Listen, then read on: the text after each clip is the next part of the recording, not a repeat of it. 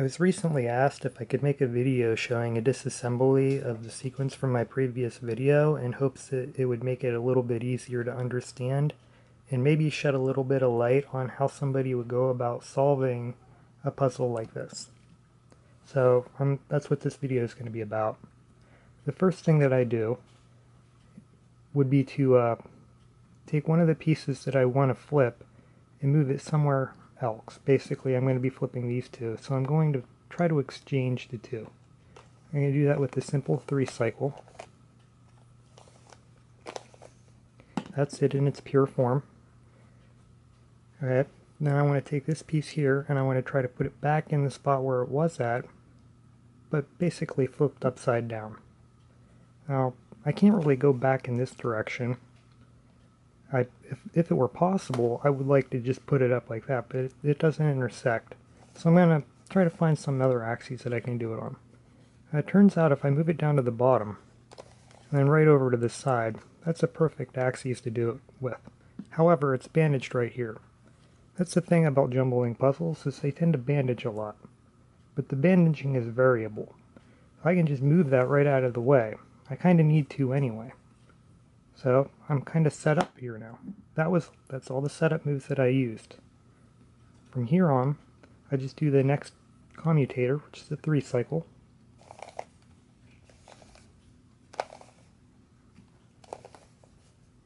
And I simply undo all of my setup moves.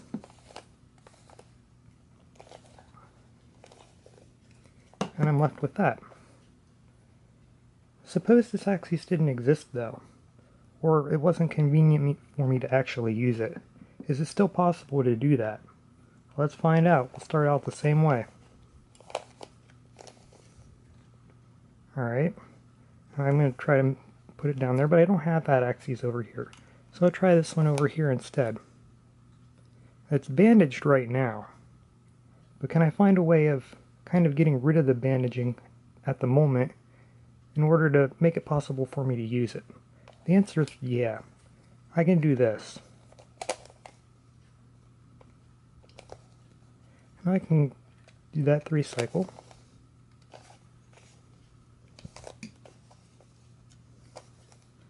And undo all my setup moves. So I basically did the same thing, but a different way.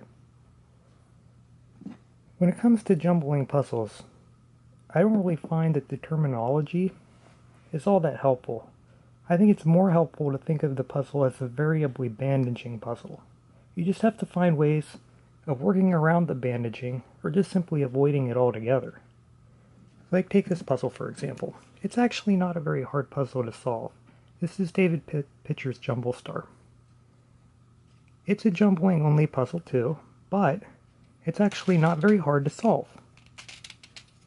It's easy to find sequences.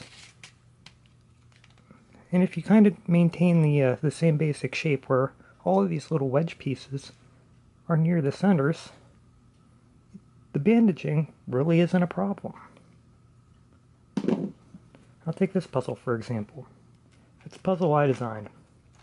It's a dual offset 3x4x4.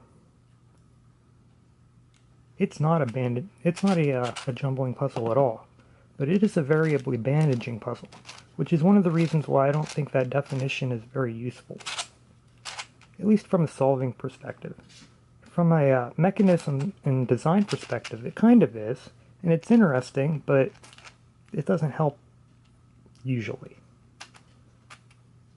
So basically what it comes down to is lots of puzzles have bandaging, but not all of them are jumbling. I really don't have anything else to say, so I think I'm going to end the video. If you have any other questions, go ahead and ask. I may be able to help you out.